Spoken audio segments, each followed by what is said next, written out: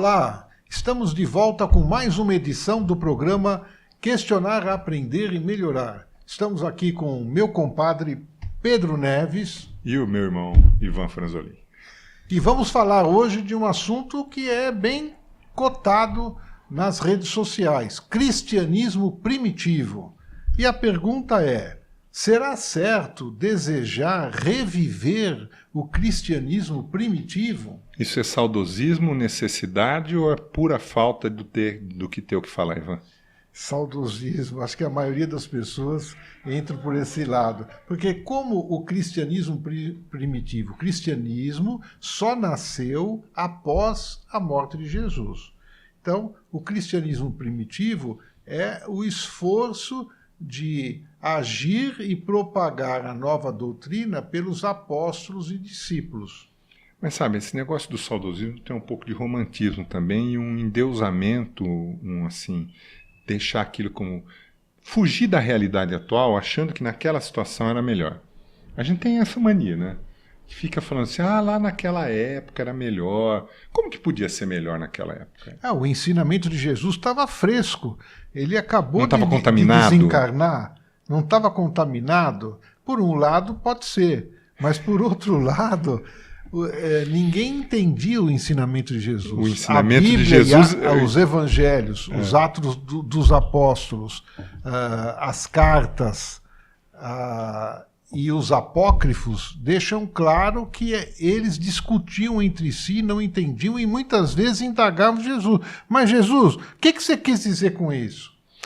Às vezes Jesus estava falando também ensinamento que demorou um tempão, né? Aliás, até tem muita gente que ainda não conseguiu entender completamente o que Jesus falava, o que dizer das coisas mais recentes.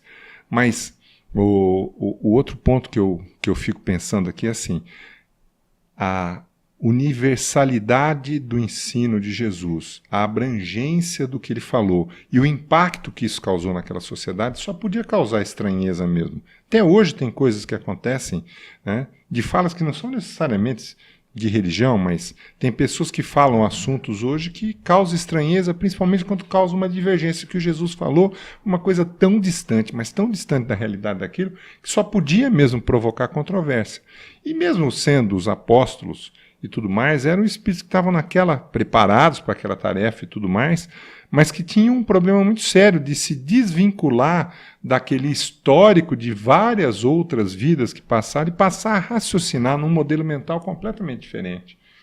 Então, isso causa estranheza. Os historiadores dizem que a nova doutrina, a doutrina nascente, a doutrina cristã, ela progrediu e cresceu pela escatologia. Olha que palavrão, né? Escatologia são as profecias do fim do mundo, da entrada do novo reino, da entrada do reino de Deus. Ora, nós precisamos contextualizar e nos colocar no lugar daquele povo. O povo inicial que entrou na nova doutrina eram escravos e ex-escravos. Eles podiam ser mortos a qualquer momento, eles sofriam muito. Quando alguém anunciou a possibilidade deles, após a morte, ou após o juízo final, irem para o reino de Deus, ora, aquilo foi uma maravilha. Eu tenho esperança. Surgiu uma esperança na minha vida. Eu não tinha esperança alguma. Agora eu tenho uma esperança. Mas tem um outro ponto, né, Ivan? Não só tem uma questão do futuro, como Jesus também dizia que todo mundo era igual. E lá era uma sociedade completamente segmentada e hierarquizada, onde sair de um segmento da sociedade para o outro era praticamente impossível, e tinha um mínimo do mínimo lá, e abaixo do mínimo ainda tinha escravo, como você está falando. Então, quando Jesus vem e diz que todos são iguais perante Deus, é uma revolução muito grande naquela estrutura de sociedade. E ainda fala, olha, não interessa se você é rico, pobre, nobre ou não, o que vai fazer você entrar naquele reino é você fazer assim, aceitar o outro como igual. Quer dizer, quem está sendo tratado de uma forma não igual e diz que o outro tem que tratar ele como igual... Falou bem, já fica gostoso. A classe inferior adorou isso. A classe mais culta ou... A grande mais maioria. posses, tudo, não gostou nada, não se impressionou com isso. Agora, tem um fato que os historiadores mostram, que, indiscutível, eles pegaram a essência da caridade e eles, nas primeiras, os primeiros momentos do cristianismo primitivo, as primeiras chamadas igrejas, igreja é um nome grego que queria dizer reunião, né, de pessoas, né? Hoje é uma casa de uma religião, mas igreja era outra coisa. As primeiras igrejas faziam a caridade.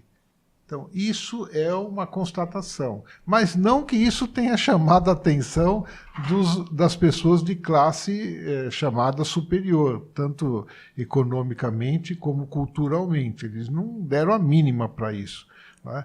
Mas pelo contrário, tentaram suprimir. Né? Mas isso chamou muito a atenção do povo, da massa, da maioria. Por isso que o cristianismo saiu de uma religião proibida, com pouquíssimas pessoas adeptas, para até Constantino oficializá-la. Ela era combatida e os cristãos eram mortos na arena, até que no ano 300 e não sei quanto, Constantino disse não, agora é uma religião livre, né? E qualquer pessoa pode seguir essa religião. Ela cresceu demais naquele período. Mas o cristianismo primitivo foi um estágio há 2000 anos. Né? E a lei de evolução? Será que nós não aprendemos nada com isso? Será que a gente tem que voltar 2000 anos atrás para aprender como se faz as coisas, como se pensa? Ivan, tem várias coisas que me ocorrem aqui. Bom, voltar para trás, caranguejo parece que anda para trás. Esse negócio de evolução tem que ser para frente, né? Não tenha dúvida. Mas eu acho que tem uma questão que é legal, que é resgatar, que você acabou de falar, a pureza dos conhecimentos, porque naquele exato momento tinha uma simplicidade, uma pureza, que isso tem que ser preservado, não é uma questão de voltar. Mas quando a gente fala revisitar aquela situação e ver naquelas circunstâncias o que tem de comportamento, de estilo de vida, de forma de enfrentar, porque você há de convir comigo, né? Ser cristão naquela época também era um ato de coragem, você estava colocando a tua pele em risco, né? Porque vira e mexe você ia virar a tocha humana num lugar qualquer lá que as pessoas estão se divertindo. Então, tinha que ter uma coragem para se posicionar. Né? Hoje ninguém está ameaçando a gente ser espírita, pode ter alguma consequência social, inclusive física. Já muito pelo contrário, de algum tempo, principalmente depois do exemplo de algumas pessoas, e aí eu quero citar o Chico sem querer endeusá-lo, mas também isso aí tornou até assim, meio que legalzinho, né? Nossa, ser espírita, que bom. Houve um momento em que também ser espírita, assim como ser cristão, era um ato de coragem porque você ia enfrentar uma resistência. Então, revisitar o cristianismo primitivo e resgatar a pureza, os exemplos, a força que tinha, a intensidade de se posicionar daquela forma, é legal, mas não quer dizer que você vai voltar a ser primitivo, né? Porque também tinha um monte de aspectos que não eram aspectos bons. Ninguém volta para trás. Mas revisitar o passado e buscar o que tem de melhor nele, eu acho que é uma coisa boa que a gente deveria sim fazer. Então, naturalmente teve vários pontos positivos, mas teve muitos pontos de não entendimento. A ponto da mãe dos gêmeos, dos apóstolos gêmeos, chegar para o Jesus e falar: Jesus, vamos combinar o seguinte, quando chegar o reino de Deus, me arrume para os meus 2 filhos ficarem aí ao teu lado no reino de Deus. Eu quero uma posição lá para eles.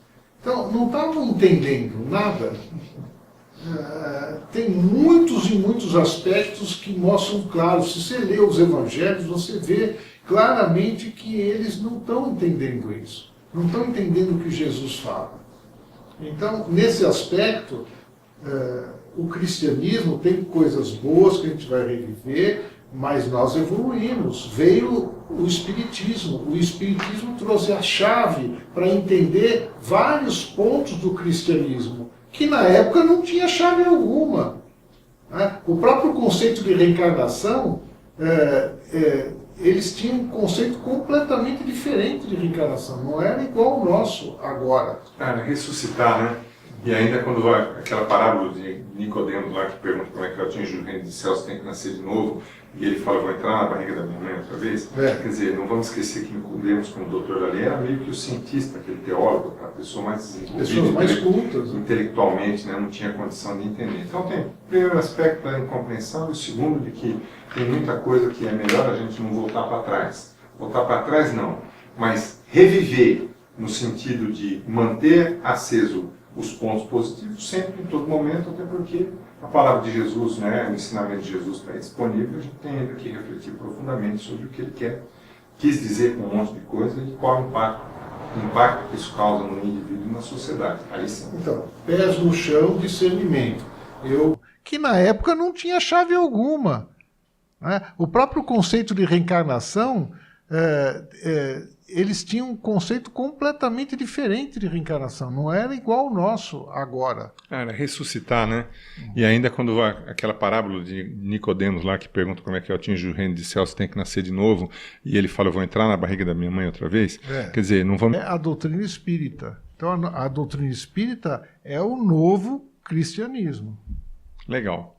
Aí, moçada, não esquece. Sininho, clique, vamos lá. Vem para dentro, participa...